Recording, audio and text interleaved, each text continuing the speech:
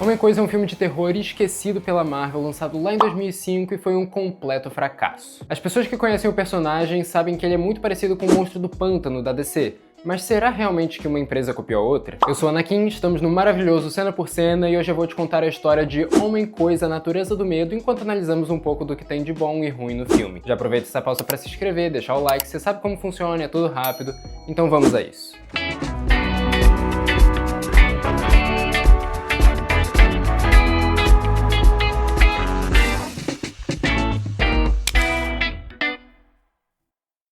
Aqui vamos acompanhar a jornada de Kyle Williams, um detetive que foi para o condado de Bywater, em Louisiana, esperando ser assim recompensado por resolver uma série de desaparecimentos e mortes que aconteciam num pântano local. Para o filme nos introduzir a essa série de desaparecimentos e assassinatos, começa uma narração dizendo que o pântano era todo cheio de vida, até os humanos chegarem lá com máquinas de extração de gases e petróleo. Então, o pântano decide se vingar. Dois desses jovens começam a se afastar um pouco e fazem coisas ali libidinosas que eu não posso mostrar aqui, mas o que interessa é que esse cara é completamente assassinado de uma forma muito brutal, quase do nada, e a menina fica completamente traumatizada. Voltamos a Kyle, ele conhece esse cara aqui, o Eric Fraser, e eles vão trabalhar juntos nesse caso. Eric explica a Kyle que o ex-xerife daquele condado foi uma dessas pessoas que desapareceu e provavelmente morreu, e olha que ele estava muito envolvido em todo esse caso. As pessoas desse condado dizem que as pessoas que vão pro pântano e desaparecem, ou talvez até morrem, elas são vítimas de crocodilos daquele pântano. Ou será que é de um assassino? O médico legista que está envolvido no caso, ele chama o delegado, chama o xerife ali do condado e mostra para eles o corpo daquele jovem que morreu lá no início do filme.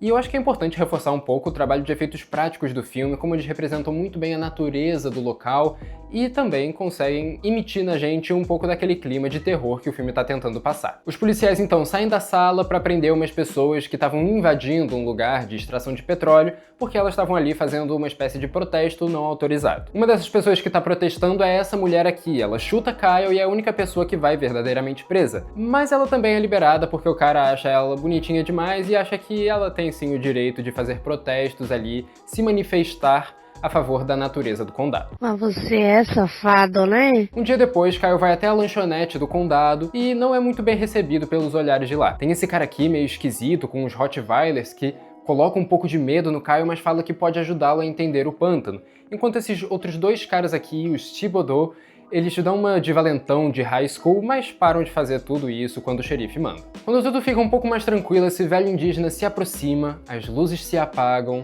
e ele diz que nada consegue enfrentar o pântano sozinho, e que tem algo esperando pelo Kyle lá dentro. Ele estava falando do Homem-Coisa. Kyle acha tudo isso muito estranho e sai de lá para procurar aquela menina que estava no bem bom com o personagem lá do início do filme que tinha morrido. Pois é, ela tá internada depois do trauma que ela sofreu e ela basicamente não consegue falar nada, mas dá um jumpscare assim no personagem e tal, que é pra dar um pouco mais de vida assim pro filme, já tava bem chato assistir. De noite conhecemos o presidente do condado que chama o xerife pra ver uma espécie de vandalização que as pessoas fizeram em torres e tubos e tudo meio de industrializado que tinha ali naquele condado. O local tá cheio de lama, ervas, plantas, lodo, e as pessoas ali da indústria local dizem que foi René LaRocque, um indígena ali da cidade, e isso mostra talvez que essas pessoas sejam um pouquinho racistas porque elas não têm nenhum fundamento para essa crença, sabe? O xerife acaba saindo de lá apenas com fotos e vai até o pântano em busca de LaRocque. Ele começa a ver vultos e vai atrás dele, até que finalmente conhecemos LaRocque.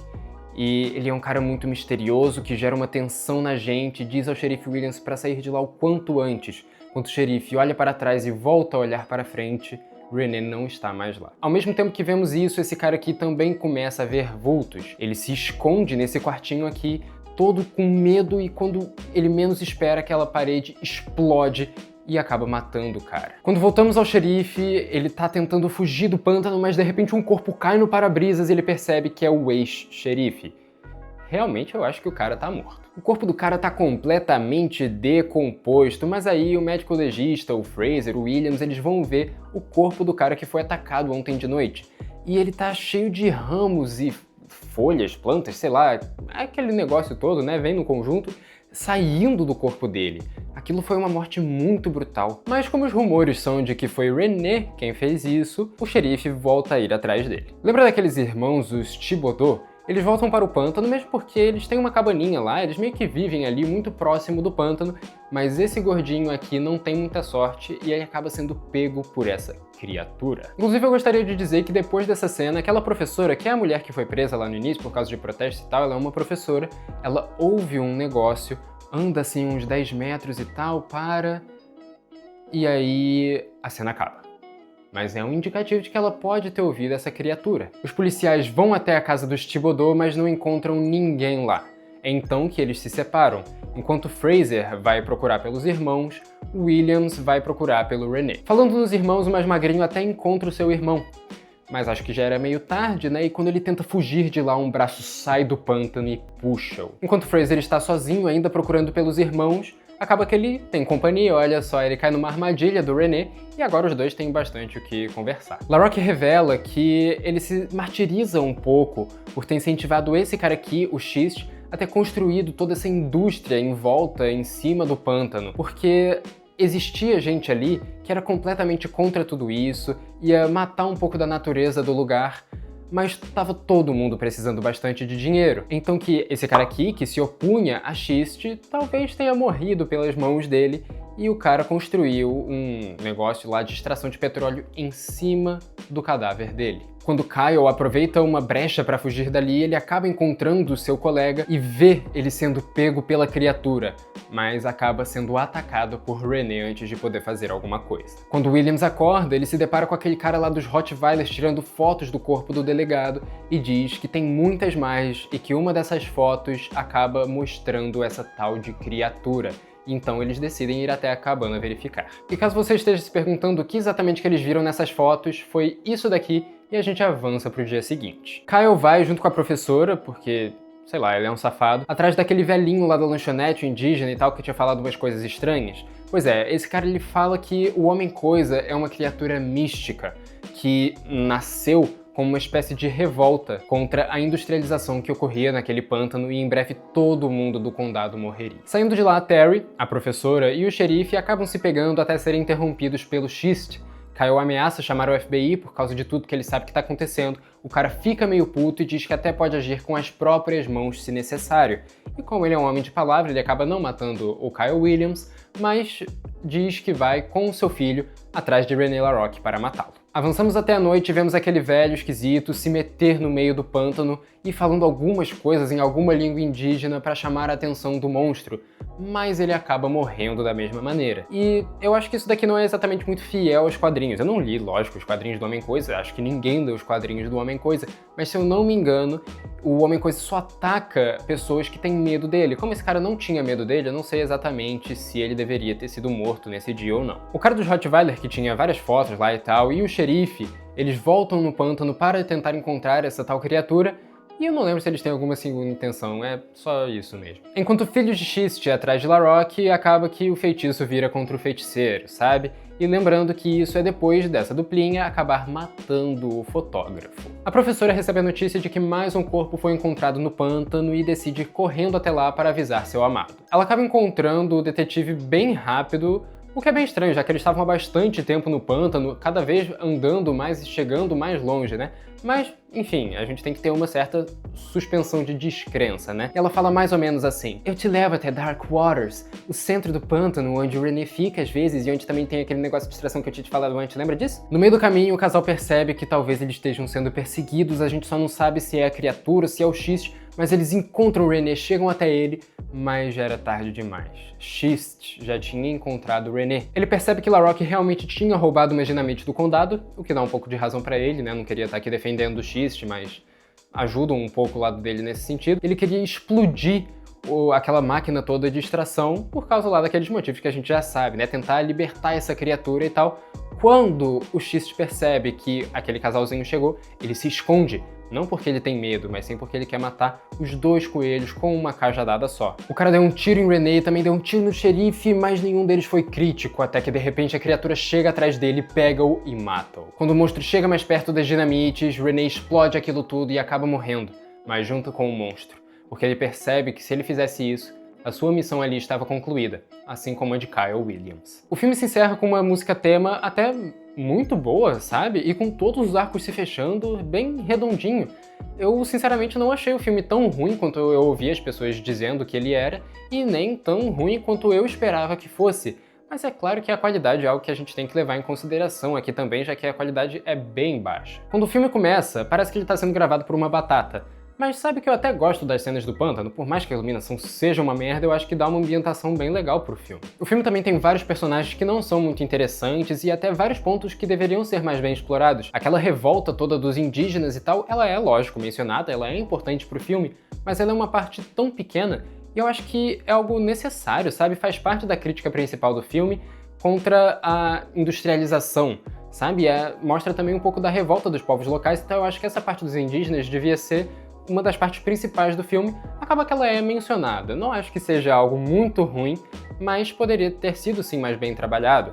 Toda a parte da industrialização, a morte daquele cara que deu origem ao Homem-Coisa, cara, é uma parte que, se você perde um diálogo ou outro muito pequenininho ao longo do filme, não tá prestando atenção, a legenda passa rápido demais, você tava olhando pro outro lado, tava prestando atenção no cenário, você vai perder isso e muita parte do filme não vai mais fazer sentido pra você. É mesmo um diálogo muito específico que revela o filme inteiro e eles não mencionam mais isso, por mais que seja uma das partes mais importantes do filme, sabe? Right after he disappeared, Shiz stuck a rig in the center of our most sacred place. Coincidência? Acho que não! No fim das contas, tudo dependia da direção do filme, mas não tinha exatamente muita gente para fiscalizar o que estava acontecendo. Pelo que eu entendi, pouca foi a participação do Kevin Feige e do Stan Lee na produção de Homem-Coisa. Eles estavam muito mais preocupados com as gravações e produção de Homem-Aranha 2, que inclusive tem vídeo no canal, link no card. Não sei se é desse lado ou desse lado. O vídeo ficou maravilhoso, pode ir lá conferir. Acontece que Homem-Aranha estava sendo gravado nos Estados Unidos, enquanto Homem-Coisa estava sendo gravado na Austrália. E era muito difícil ficar transitando entre os dois lugares, eles tinham que escolher um para ficar. E é lógico que eles preferiram ficar ali se preocupando com as gravações e com a produção de Homem-Aranha 2, porque é um filme muito mais importante, com um orçamento muito maior e que provavelmente ia ter um retorno muito maior do que o Homem-Coisa, né? Vários dos problemas do filme se dão por causa da direção e da produção do filme, que não foram exatamente fiscalizados, não tinha exatamente muita gente incentivando aquele filme, pelo que eu entendi. Então, por exemplo, as atuações desse filme, elas não chegam a ser extremamente ruins ao ponto de estragarem algumas cenas, mas olha, tem muita gente nesse filme que deixa a desejar, muita gente. Já os diálogos, por exemplo, são muito melhores do que os da franquia do Blade, o que também não significa grande coisa, né? Acaba que o filme ele não é tão terrível assim, não. Ele só realmente não teve tanta dedicação, não teve tanto trabalho na produção, trabalho de iluminação. E, cara, é um filme que parece um filme independente, de terror, que procura criticar a industrialização em pequenas áreas, só acaba que ele não faz isso tão bem. Mas quando o assunto é efeitos, o filme é ótimo, sabe? Os efeitos práticos que eu já mencionei aqui, eles são repugnantes, assustadores, os efeitos de CGI também, eles engrandecem a figura do Homem-Coisa, engrandecem a figura do pântano, aumentam o terror e a tensão do filme. Eu acho que eles funcionam todos muito bem. Como eu mesmo já disse, o terror funciona bem, eu achei a trama legal, eu não esperava nada e eu acabei achando o filme bem divertidinho até. Homem-Coisa, Natureza do Medo, que também não explora exatamente muito bem essa temática, né, ao contrário do personagem dos quadrinhos que eu já mencionei, custou mais ou menos uns 30 milhões de dólares e não faturou nem 1 milhão na bilheteria. E aí a gente entende o porquê da Marvel nunca falar desse filme. Foi um dos maiores fracassos da empresa. Se você parar pra pensar, foram mais do que 30 milhões de dólares em prejuízo, porque ainda tem o marketing todo do filme, né? Então, se o filme fez 700 milhões, custou 30 milhões para ser feito, ele ainda teve um prejuízo maior do que 30 milhões de dólares. Se fosse para dar uma nota para esse filme, eu acho que seria entre um 4 e um 6. Me surpreendi bastante e já vi muita coisa pior. Mas eu quero mesmo saber o que você acha desse filme. Escreve aqui nos comentários se você assistiu Homem-Coisa. Se você não conhecia esse filme, escreve aqui nos comentários também. Escreve o que você achou do vídeo. Escreve qualquer coisa aí para ajudar. Se você quiser saber um pouco mais das minhas opiniões sobre filmes e séries, me segue no TikTok, no Letterboxd. E não se esquece de se inscrever no canal, deixar o like, compartilhar esse vídeo para fazer o canal crescer, me ajudar e continuar a me ver caracterizado assim de personagem da maneira mais ridícula possível para próximos vídeos de próximos filmes da Marvel e outros filmes também. Obrigado por assistir até aqui e tchau!